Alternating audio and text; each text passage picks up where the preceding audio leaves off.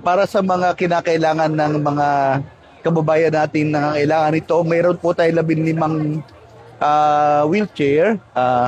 Meron na po mga recipients ito at mamamahagi rin tayo ng sa ating pong awarding ng ating Sustainable Livelihood Program. Meron po kami i-present sa kanya na meron pong awardan na ilang grupo, tatlong grupo para sa kanilang pagsisimula ng livelihood opportunities na lang.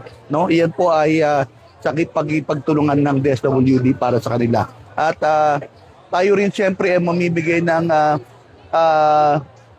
assistance, medical assistance for the individual in crisis situation.